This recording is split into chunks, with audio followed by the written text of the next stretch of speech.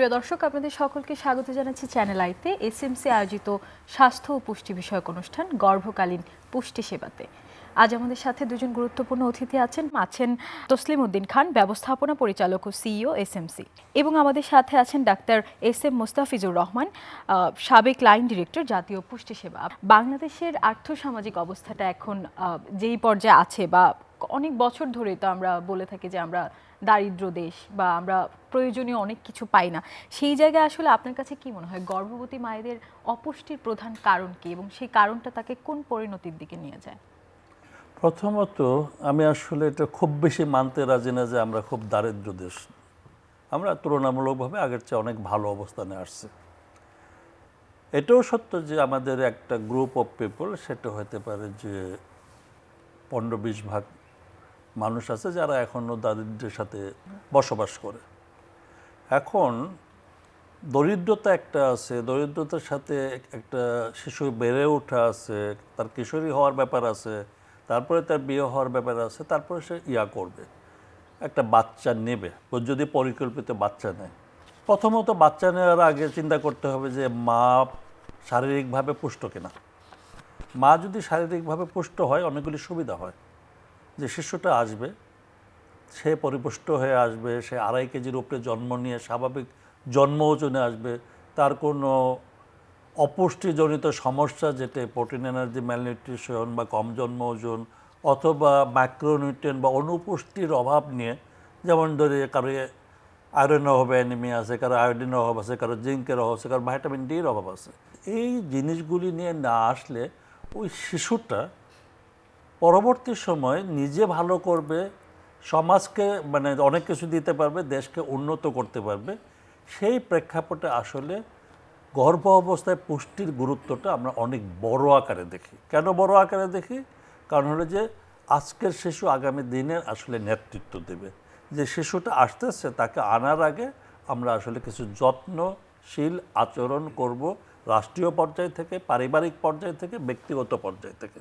তাহলে আমরা প্রত্যাশিত স্বাস্থ্য এবং পুষ্টি সম্পন্ন একটা বাচ্চা পাবো, নিরাপদ একটা প্রসব পাবো, এবং পরিপূর্ণ 6 মাস শুধুমাত্র মায়ের দুধ খাওয়ানোর মতো সুস্থ একটা মা পাবো। 6 মাসের পরে থেকে বাসায় বাড়তি ভালো খাবার তৈরি করার মতো আমরা অ্যান্টিনেটাল চেকআপে শিক্ষা দিয়ে মাকে প্রস্তুত করব, যাতে এই জাঙ্ক ফুড টাইপের কোনো কিছু যেন 7 মাস থেকে 2 বছর পর্যন্ত না দেওয়া হয়। কাজেই বর্তমান প্রেক্ষাপটে অনেকটুকু আর্থিক অবস্থায় আমরা ভালো হয়ে গেছি, এটাই যেমন আমি বিশ্বাস করি আমরা আগের যে কোনো সময়ের তুলনায় অ্যান্টিনেটাল চেকআপও একটু ভালো অবস্থানে আছে। আমরা এবার একটু তসলিম উদ্দিন খানের কাছে শুনবো। বিডিএইচএস 2022-এর জরিপে আমরা দেখতে পেয়েছি গর্ভকালীন পরিচর্যা বা এএনসিটা কমেই যাচ্ছে। তো মা ও শিশু মৃত্যু রোধে গর্ভকালীন পরিচর্যা এবং প্রাতিষ্ঠানিক প্রসবের প্রয়োজনীয়তা সম্পর্কে আপনার কাছে শুনতে চাই। এএনসি সার্ভিসটা, সেটা গত কয়েক বছরের দেখা গেছে একটা নিম্নমুখী প্রবণতা আছে। আগে 46% ছিল 3-4 বছর আগে, তারপরে গত 2 বছর আগে, 1 বছর আগে সেটা আবার হয়ে গেছে 41%, যেটা 4টা এএনসি সার্ভিস। আমরা বলি কমপক্ষে 4টা এএনসি সার্ভিস দিতে হবে। তো এই এএনসি সার্ভিস অত্যন্ত গুরুত্বপূর্ণ। বাংলাদেশে প্রায় 3.5 থেকে 4 হাজার মাতৃমৃত্যু হয়। 4 হাজার মা তার সন্তান জন্মদান করতে গিয়ে মারা যায়। এই যে যারা মারা যায় তাদের মধ্যে একটা বিরাট অংশ আমরা প্রিভেন্ট করতে পারি, কারণ আমি যদি এএনসি সার্ভিসটা দেই তখন তার ঝুঁকি যেটা থাকে সেই ঝুঁকিটা আইডেন্টিফাই করতে পারি। এএনসি সার্ভিস 5টা বেসিক প্যাকেজ আছে এএনসি সার্ভিসের। তার মধ্যে একটা আছে আপনার ইউরিনে অ্যালবুমিন আছে কিনা। যদি ইউরিনে বেশি অ্যালবুমিন থাকে তাহলে ওই প্রেগনেন্ট মা will be tend to be hypertension, মানে তার মধ্যে হওয়ার সম্ভাবনা থাকবে। তো হাইপারটেনশন যদি বেশি হয়, যদি সেটা মাত্রার চেয়ে অনেক বেশি হয়ে যায়, তাহলে তারপরে তার মধ্যে প্রি অ্যাক্লাম্পসিয়া হওয়ার সম্ভাবনা, এবং প্রি অ্যাক্লাম্পসিয়া ক্যান লিড টু অ্যাক্লাম্পসিয়া। আর অ্যাক্লাম্পসিয়ায় এই যে মার কথা বললাম, মাতৃমৃত্যুর কথা বললাম, অর্ধেকের মতো মাতৃমৃত্যু আমরা প্রিভেন্ট করতে পারবো যদি এই 2টা সিমটম আমরা অ্যাভয়েড করতে পারি। একটা হলো অ্যাক্লাম্পসিয়া, আর একটা হলো পোস্টপার্টাম হ্যামারেজ। এই 2টা জিনিস যদি আমরা প্রিভেন্ট করতে পারি তাহলে মাতৃমৃত্যুর হার অর্ধেকের থেকেও কমে যাবে। আরেকটা কথা খুবই ইম্পর্টেন্ট, যেটা আপনি আপনার কোশ্চেনের সেকেন্ড পার্টে বলেছেন, আমরা চাই প্রতিটি ডেলিভারি হোক কোনো না কোনো স্বাস্থ্য প্রতিষ্ঠানে। কেন এটা আমরা বলি? এই অতিরিক্ত রক্তক্ষরণের সিমটম হলেই আমি যদি প্রাতিষ্ঠানিক ডেলিভারি এনশিওর করতে পারি মার, তাহলে কিন্তু সেখানে সেটা প্রিভেন্ট করা সম্ভব।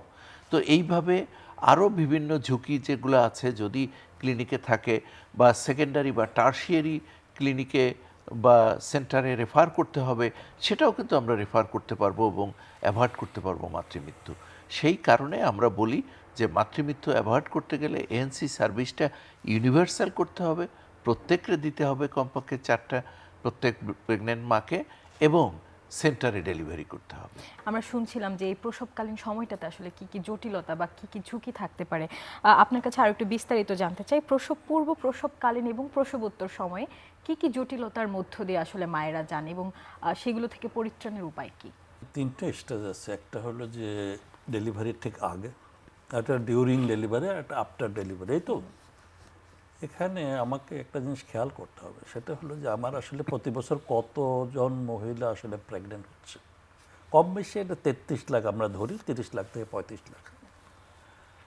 এখন আমাদের যে সেট আপগুলি আছে, সেট আপের বড় অংশ ভালোভাবে আছে আসলে আমাদের রুরাল বাংলাদেশে, আমাদের মানে পল্লী এলাকায় আছে।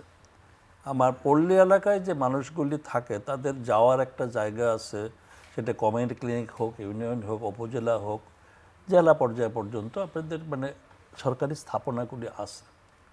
এখন হতে পারে যে অনেক সময় সাপ্লায়ার কিছু ঘাটতি থাকে, অনেক সময় সার্ভিস প্রোভাইডার কিছু ঘাটতি থাকে, অনেক সময় এই যে তসলিম ভাই যে কথাগুলি বারবার বলতেছিলেন যে এএনসি, এই এএনসি ঠিকমতো যদি করতে যায়, যেটা আমরা বলি কোয়ালিটি এএনসি, মানে খালি আসলো একটু কথা বললো, কয়টা আয়রন ট্যাবলেট দিয়ে দিল, হ্যাঁ, আর বললো যে আপনি একটু বেশি করে খান, এরকম না। ওই মা যেন বুঝতে পারে আমি এখানে গেলে যে কথাগুলি বলবে সেটা আমার নিরাপদ প্রসব পর্যন্ত যাওয়া, বাচ্চাটা সঠিকভাবে 2.5 কেজির উপরে হওয়া, এবং আমি একটা ভালো বাচ্চা পাওয়ার জন্য এই পথে, যেমন প্রেশার বাড়তে পারে, আমাকে গেলে প্রেশারটা মাপে, আমার ওজনটা নেয়, কোন মাসে কত কেজি বাড়বে।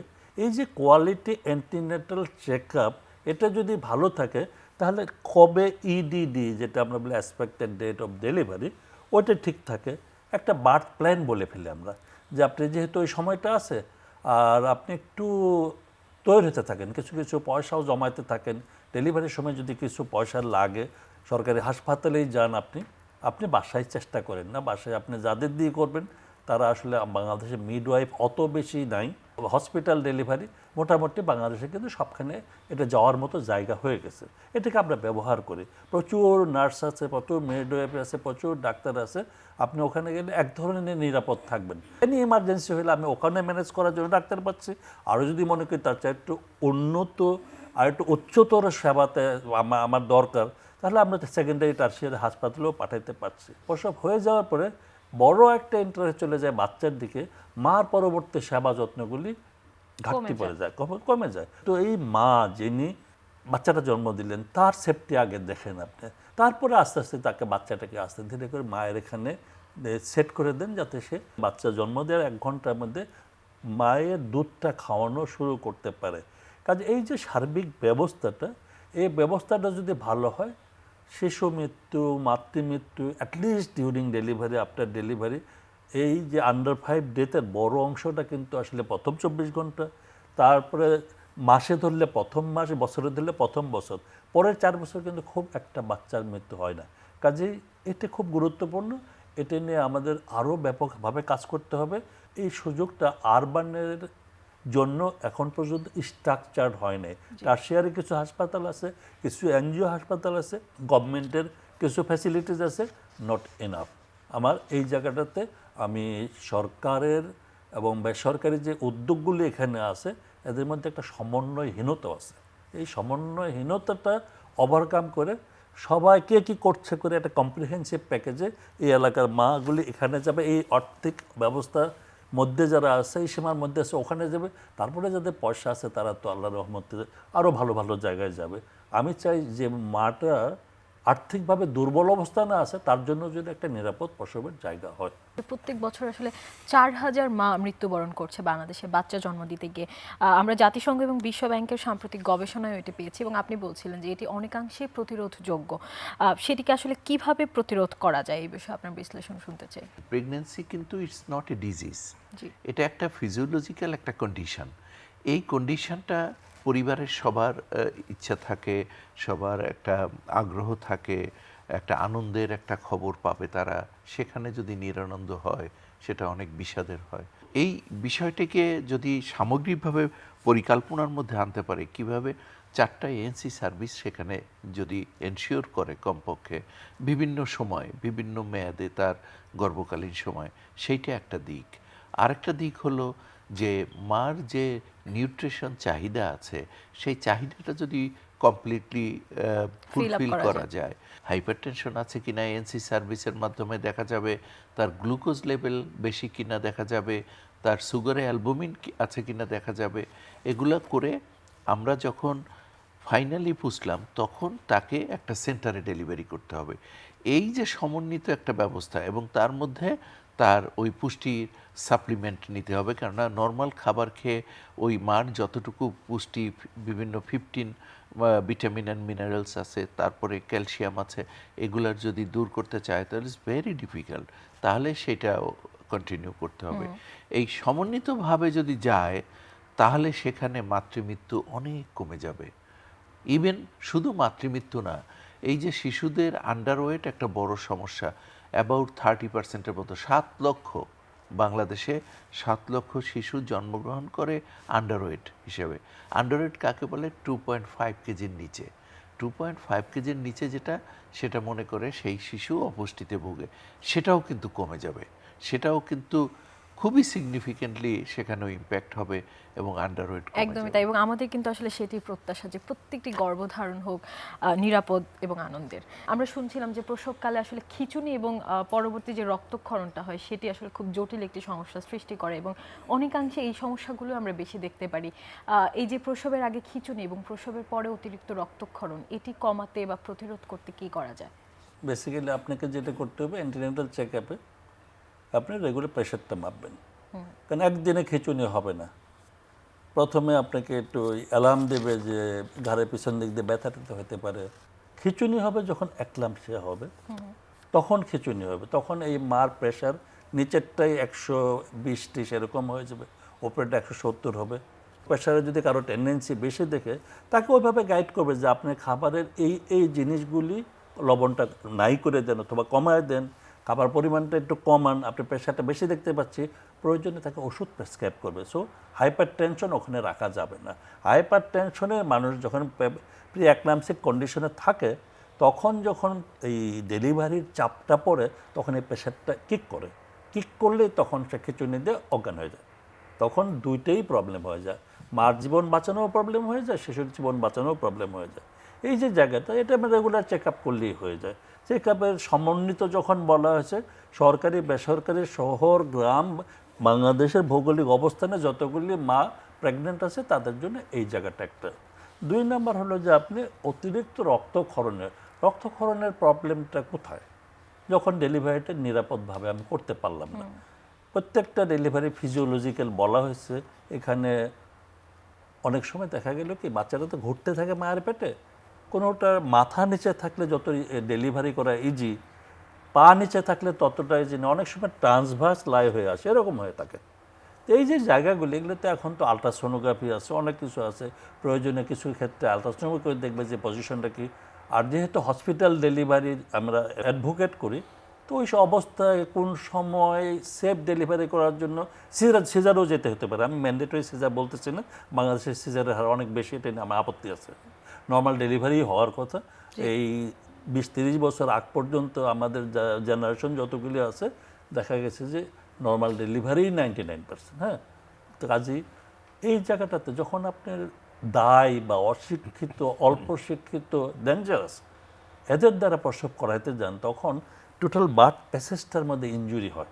হ্যাঁ, বাচ্চাটা হয়তো আটকে আছে এইভাবে, এই বার্থ প্যাসেজের মধ্যে অনেক সময় নিঃশ্বাস আটকে বাচ্চা মারা যাচ্ছে, ওখানে মার বার্থ প্যাসেজে ইনফেকশন হয়ে যাচ্ছে, ওখানে টিয়ার হচ্ছে, এই যে জায়গাগুলি এটা হলো ব্লিডিংয়ের অন্যতম কারণ। আমি যদি একটা উন্নত মানের মানে প্রসবের জায়গায় নিয়ে যাই, এই জিনিসগুলি হওয়ার চান্স কম। এক নাম্বার কথা, উন্নত মানে বিল্ডিংয়ের উন্নত না, আমার ওখানে স্কিল স্টাফ আছে কিনা, এই জায়গাগুলি করতে হবে। তারপরে একদম প্রেগনেন্সির শুরু থেকে মাকে, যেহেতু একটা বাচ্চা পেটের মধ্যে বড় হচ্ছে, তাকে সুষম একটু 500 থেকে 700 কিলো ক্যালোরি খাবারও বাড়ায় দিতে হবে। তাকে সুষম কেন বলতেছি, বাংলাদেশের মানুষ মূলত আসলে যে খাবারটা খায় এটা তো তৃপ্তির মানদণ্ডে খায়, পুষ্টির মানদণ্ডে খায় না। তো এই জন্য দেখা গেল যে তার যেটা যেটা পছন্দ হচ্ছে এক ধরনের খাবার হয়ে যাচ্ছে, 2 ধরনের খাবার হচ্ছে। কিন্তু আমার তো সুষম খাবারের 6টা ধরনই লাগবে, আমার একটু বিশ্রামও লাগবে, মানসিক প্রস্তুতিও লাগবে, এবং যেখানে সে বসবাস করে ওখান থেকে ডেলিভারি যেখানে হবে এই জায়গাটাতে যাওয়ার যে ভেহিকেল বা প্ল্যানটা যেন পরিপূর্ণভাবে ওইভাবে থাকে। তাহলে আমরা আসলে একলামসেও অ্যাভয়েড করতে পারবো, মানে এক্সেসিভ ব্লিডিংয়ের জন্য যে মাতৃমৃত্যু এটাও কমাইতে পারবো। ভালো একটা বাচ্চা 2.5 কেজির উপরে, যেটা কম জন্ম ওজনের বাচ্চা আমরা 2.5 কেজির নিচে বলি, এটা বলবে স্বাভাবিক জন্ম ওজন নিয়ে এই বাচ্চাটা আমরা পেতে পারি। কাজে পরিকল্পনা সঠিক, বাস্তবায়ন সঠিক। দেন আমরা আবার একটু তসলিম উদ্দিন খানের কাছে শুনবো, গর্ভবতী মা এবং গর্ভস্থ শিশুর পুষ্টি অবস্থা উন্নয়নে এসএমসি কি ভূমিকা পালন করছে? দেখুন, সোশ্যাল মার্কেটিং কোম্পানির কাছে একটা বড় সড়ো প্রায়োরিটি এজেন্ডা হলো এদেশের গর্ভবতী মা তারা স্বাস্থ্য সমৃদ্ধ হোক, পুষ্টি সমৃদ্ধ হোক, এবং তাদের যে সন্তানটা ডেলিভারি হবে সেটা নিরাপদ হোক, এবং সন্তানও যাতে করে সুস্থ হয়। তো সেই প্রচেষ্টা আমরা চালাই। আমরা আমাদের প্রায় 14,000-এর মতো ব্লু স্টার সারা দেশে প্রোভাইডার রয়েছে, তারা নন গ্র্যাজুয়েট মেডিকেল প্র্যাকটিশনার। আমরা কি করেছি, আমরা তাদেরকে ট্রেন করেছি যে কমপক্ষে 5টা বেসিক এলিমেন্টস এএনসি সার্ভিসের সেটা যাতে তাদেরকে দিতে পারে, এবং সব ইনস্ট্রুমেন্ট, ফর এক্সাম্পল যেটা ওই আমরা বলি অ্যালবুমিন কিট, যেটা দিয়ে ইউরিন টেস্ট করে তাদের আছে কিনা সেটা আমরা সরবরাহ করি, আমরা গ্লুকোমিটার সরবরাহ করি, যাতে করে তারা এই পরীক্ষা নিরীক্ষা করে মাকে এই সেবাগুলো দিতে পারে। সেইটা একদিকে গেল। আরেকদিকে 153টা আমাদের উপজেলা আছে, সেখানে আমাদের নিবিড় কার্যক্রম আছে, কমিউনিটি মোবিলাইজেশন। সেখানে আমরা প্যারামেডিক্স নিয়োগ দিয়েছি প্রত্যেকটা উপজেলায়, এবং এই উপজেলায় 30টা স্পট করে মাসে যে 15টা করলো, নেক্সট মান্থে আর 15টা করবে, এই 30টা স্পটে সেখানে আবার মোবিলাইজেশন করা হয় যাতে প্রেগনেন্ট মারা আসে, এবং সেইখানে সেবাটা দেওয়া হয়। মাল্টিপল মাইক্রোনিউট্রিয়েন্ট সাপ্লিমেন্ট নিয়ে শুনছিলাম, এই যে এমএমএসটা, আসলে এমএমএসটা খুব গুরুত্বপূর্ণ, আমরা বারবারই এটির কথা শুনি। এই নিয়ে আরেকটু শুনতে চাই যে সকলকে কিভাবে আসলে এমএমএস এর আওতায় নিয়ে আসা যায় এবং এটা আসলে কিভাবে সাহায্য করে। দেখেন, আমি ইন্টিগ্রেটেড যে এএনসি সার্ভিস বলেছি, তার মধ্যে একটা পার্ট হলো এই এমএমএস, মাল্টিপল মাইক্রোনিউট্রিয়েন্ট সাপ্লিমেন্ট। বিভিন্ন কোনো না কোনো অভাব, পুষ্টির অভাব থাকবে না এটা বলাই যায় না, এটা থাকবেই। ধরেন এমএমএসের মধ্যে 15 ইনগ্রিডিয়েন্টস রয়েছে, এটা অনেক পরীক্ষা নিরীক্ষা গবেষণা করে এটা করা হয়েছে, WHO ইউনিসেফ এন্ডোর্স করেছে।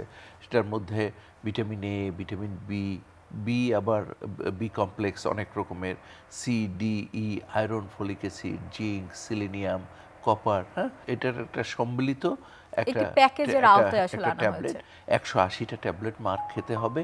এটা যদি মা খায় তাহলে তার নিউট্রিশন অভাব থাকবে না। এইটা হলো একটা দিক। আরেকটা হলো তার নিয়মিত ক্যালসিয়াম খেতে হবে, কারণ ওইটার মধ্যে ক্যালসিয়াম নাই। এইটা যদি মা খায় তাহলে এএনসি সার্ভিস যেমন নিলে, এমএমএস নিলে এবং ক্যালসিয়াম নিলে মার আর কোনো, আমরা মনে করি, পুষ্টির অভাব থাকবে না, এবং তার জন্য ওই প্রেগনেন্সিকালীন সময় ঝুঁকি কমে যাবে, তার যে অনাগত সন্তান সেও আন্ডারওয়েট হওয়ার সম্ভাবনা কমে যাবে। একদম নামেই আসলে যেটা আছে যে ফুল কেয়ার, সে ফুল কেয়ারটাই পাবে। আমি দুইটা, একটা হলো ফুল কেয়ার আর একটা হলো ফরবন, এরা কাজিন, অর্থাৎ ফুল কেয়ারও খেতে হবে আমাদের ফরবন আরেকটা ব্র্যান্ড আমরা চেষ্টা করতেছি একদম কমিউনিটি লেভেলে ছড়িয়ে দেওয়ার জন্য। খুবই ভালো, সাধুবাদ জানাই আমরা আপনাকে, অনেক অনেক ধন্যবাদ তসলিম উদ্দিন খান। আমরা মোস্তাফিজুর রহমানকে দিয়ে শেষ করব। সমন্বিত পুষ্টি নিয়ে আমরা শুনছিলাম, এমএমএস বা ফুল কেয়ার এসএমসির একটি প্রোগ্রাম, আপনিও নিশ্চয়ই এটি সম্পর্কে জানেন। এর আসলে প্রয়োজনীয়তাটা আপনার কাছে কি মনে হয় এবং গর্ভবতী মায়েদের কাছে সেটি কিভাবে পৌঁছাচ্ছে? এখন আমি একটু গভর্নমেন্টের কথা বলবো। আসলে গভর্নমেন্ট এটা নিয়ে কি চিন্তা করে, আজকে এসএমসি যে কাজটা করতেছে এটা একদমই বলবো যে হ্যান্ড ইন হ্যান্ড। গভর্নমেন্ট আগে শুরু করছে, গভর্নমেন্ট তাকে ফ্যাসিলিটেট করছে, গভর্নমেন্ট নিজে পরিকল্পনার মধ্যে নিয়ে আসছে। দুইটা মডেল, একটা গভর্নমেন্ট তো আমরা ব্যবসা করতে পারবো না। আমরা যেটা করতে হবে সেটা হলো যে আমরা সংবিধানের আওতায় যেটা আছে সবারই প্রাথমিক স্বাস্থ্য পরিচর্যা আমাদের সংবিধানের আওতায় 15 এবং 18-র মধ্যে এই জিনিসগুলি আছে, এটা আমাকে করতে হবে। তো বাংলাদেশের স্বাস্থ্য মন্ত্রণালয়ের আওতায় যে ডিজি ফ্যামিলি প্ল্যানিং যারা আছে তারা আসলে বেশ আগে থেকে এগুলি নিয়ে পাইলটিং শুরু করছে। যে অনেক দিন আমরা শুধু ফেরাস সালফেট খাওয়াইছি, অনেক দিন আয়রন ফলিক অ্যাসিড খাওয়াইছি, কিন্তু এখনও গর্ভবতী মা 53% আসলে অ্যানিমিয়াতে আছে। কারণটা কি? কারণটা হলো যে আমাদের আসলে খাবারের সুষম যে ভাবটা এই জায়গাটাতে ঘাটতি আছে। আমরা পুষ্টি চিন্তা করে কম খাই, প্রেগনেন্সিতে যে বাড়তি চাহিদা দরকার সেটা আমাদের মানে বোঝাইতে হবে। পাশাপাশি মাল্টিপুল মাইক্রোনিউট্রিয়েন্ট সাপ্লিমেন্টেশন, যেন তসলিম ভাই বলতেছিলেন 15টা ইনগ্রেডিয়েন্টস, মোটামুটি এখানে ভিটামিন এ বি সি, শুধু ভিটামিন কে ছাড়া সবই আছে, বি কমপ্লেক্স গ্রুপটাও আছে, আয়রন আছে, ফলিক অ্যাসিড সব আছে। এই যে আসছে, এর সাথে যদি সুষম খাবার থাকে, এর সাথে যদি সঠিক যত্ন নেয়, তো এই কাজগুলি গভর্নমেন্টের মধ্যে মোটামুটি আমরা ধরে নিই যে 40% আসলে 12-14 লাখ আসে। বাকি যে ইয়াটা আছে আরও ধরেন 20 লক্ষ, এই 20 লক্ষর একটা বড় অংশ এসএমসি কাভার করতেছে, আর একটা বড় অংশ আমাদের ওজিএসবির লোকজন কাভার করতেছে, মেডিকেল গ্র্যাজুয়েট কাভার করতেছে, এবং নন মেডিকেলের নন গ্র্যাজুয়েট ইয়ারও কাভার করছে। আমরা মানি বা না মানি, বাস্তবতা এটা। তো আমাদের যদি সবগুলি স্টেক হোল্ডার সঠিকভাবে কাজ করি, তাহলে আমরা আসলে প্রেগনেন্সি থেকে কী চাই? প্রেগনেন্সি আউটকাম হিসেবে 2.5 কেজির উপরে একটা বাচ্চা চাই, হেলদি মাদার চাই, হেলদি বেবি চাই। এই জন্য আমরা সবসময় বলি এক হলে পারি, সবাই মিলে আমরা এক হয়ে কাজ করি, আর একা হলে হারি। আমরা আলাদা আলাদা কাজ করলে হেরে যাই। তো আমরা মনে করি যে মাতৃস্বাস্থ্য শিশু স্বাস্থ্যের জন্য আমরা এক হয়ে সমন্বিতভাবে কাজ করে এই সমস্যা থেকে যেন আমরা বেরিয়ে আসতে পারি। একদমই তাই, আপনাকে অনেক অনেক ধন্যবাদ। প্রিয় দর্শক, আপনাদেরকেও ধন্যবাদ যারা এতক্ষণ আমাদের আয়োজনের সাথে ছিলেন। আপনারা দেখছিলেন এসএমসি আয়োজিত স্বাস্থ্য ও পুষ্টি বিষয়ক অনুষ্ঠান গর্ভকালীন পুষ্টি সেবা। আমরা আলোচনা করছিলাম আসলে স্বাস্থ্য আমাদের সাংবিধানিক মৌলিক অধিকার এবং স্বাস্থ্য আমাদের সবচেয়ে বড় সম্পদ।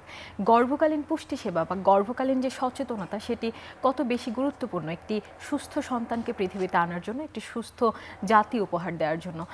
এবং সেই জায়গাগুলোতে যারা আমাদেরকে সাহায্য করেন, যেসব প্রতিষ্ঠান এসএমসির মতো, তাদেরকে আমরা ধন্যবাদ জানাতে চাই। ধন্যবাদ জানাতে চাই আপনাদেরকে যারা সেবাগুলো গ্রহণ করেন।